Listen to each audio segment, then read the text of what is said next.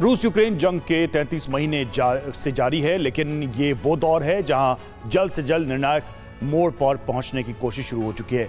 इसलिए सभी एक ही तरह की रणनीति से आगे बढ़ रहे हैं, लंबी दूरी वाले हथियारों का इस्तेमाल करके एक दूसरे को ज्यादा से ज्यादा नुकसान पहुंचाया जा सके। लेकिन इसी दौर के लिए पुतिन ने एक ट्रम्प कार्ड बचा कर रखा था, जिसे खोल दिया गया है। ये ट्रम्प कार्ड है बेलारूस, जहां से कीव पर कब्जे का फ्रंट खुल चुका है। लेकिन किस अंदाज में, इस रिपोर्ट में देखिए।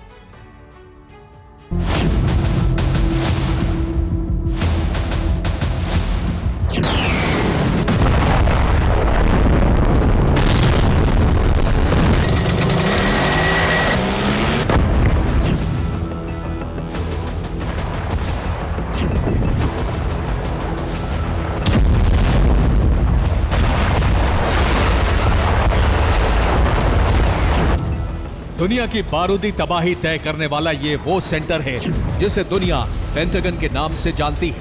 कहने के लिए ये अमेरिका के रक्षा विभाग का मुख्यालय है, लेकिन दुनिया में जहां भी जंग छिड़ी है वहां अमेरिका के प्रत्यक्ष या अप्रत्यक्ष रूप से शामिल होने का फैसला यही लिया जाता है।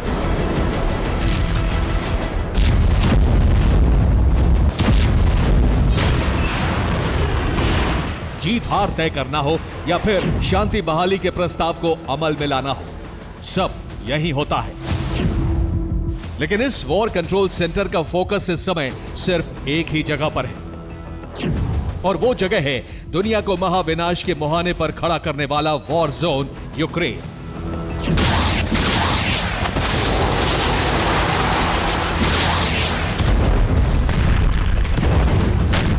लेकिन अमेरिका के फोकस की वजह सिर्फ तबाह हुए यूक्रेन के लिए सहानुभूति का नहीं है, बल्कि फोकस की वजह है पारंपरिक दुश्मन रूस, जिसकी रणनीति से जंग नए दौर में पहुंच गई।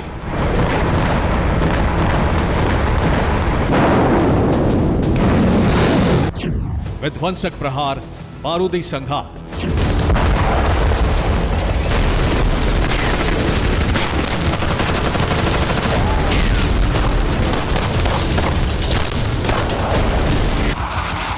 इस जंग को 33 महीने बीत चुके हैं। इस अवधि में जंगी ज्वाला घटते हथियारों के साथ खुद ब खुद कम हो जानी चाहिए थी, लेकिन ऐसा नहीं हुआ, क्योंकि रूस के सीक्रेट वेपन्स और मित्र देशों से मिले गुप्त सहयोग ने नेटो का हर दांव उलट दिया है। और अब बदलते दौर में नया दांव है लॉन्ग रेंज वेपन्स, जिसका इस्तेमाल शुरू हो चुका है, और इसका कारण भी नेटो और अमेरिका है।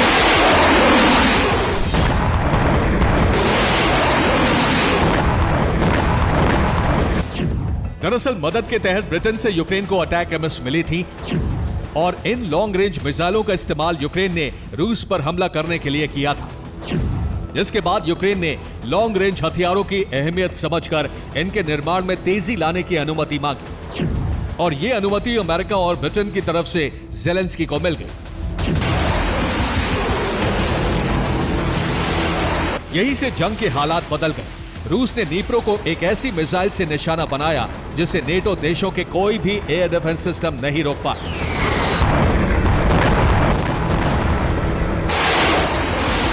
और रूस अपने लॉन्ग रेंज उन्नत हथियारों से जो संदेश देना चाहता था उसमें कामयाब हो गया।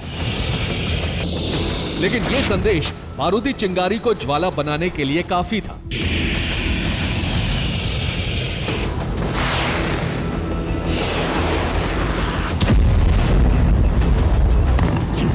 यहां से सहयोगियों से सीधे बदल लेना और लॉन्ग रेंज हथियारों के सहारे जंग का नया दौर शुरू हो गया, जिसकी पुष्टि यूक्रेन के डिफेंस डिपार्टमेंट ने भी कर दी है।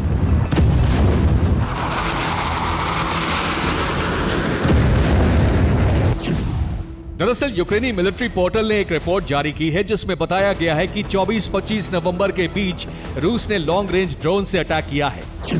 दावे के तहत ये वही आत्मघाती शाहिद ड्रोन्स हैं जिनका प्रोडक्शन रूस में लगी ईरानी यूनिट में हुआ है।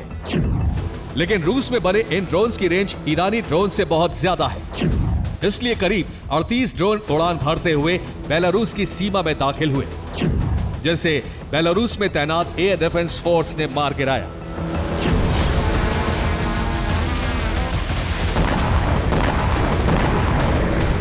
जिसका सीधा मतलब है कि ये ड्रोन बेलारूस से ही लॉन्च किए गए थे।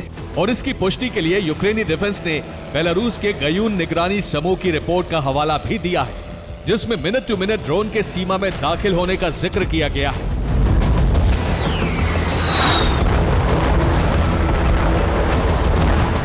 रिपोर्ट के मुताबिक रूसी ड्रोन गोमेल जिले के एयर जोन में दिखे हैं, जो रात 11:08 पर प्रिपियात से वापस बेलारूस के लिए रवाना हुए हैं। रूसी ड्रोन नारोवलिया की तरफ उड़ान भरते हुए देखे गए, जिसके बाद रात 12:05 पर मोजुर उपनगर तक पहुंचकर लापता हो गए। इस रिपोर्ट से साफ तौर पर पता चलता है कि रूस की रणनीति अब अलग ही लेवल पर है। मुमकिन है कि रूसी फोर्स बेलारूस के रूट से कीव को कब्जे में लेने के लिए आगे बढ़ रही है, ठीक वैसे ही जैसे युद्ध के शुरुआती दौर में देखा गया था, जिसका सीधा मतलब है कि रूस जंग में बढ़त बनाने में कोई भी कमी नहीं छोड़ना चाहता।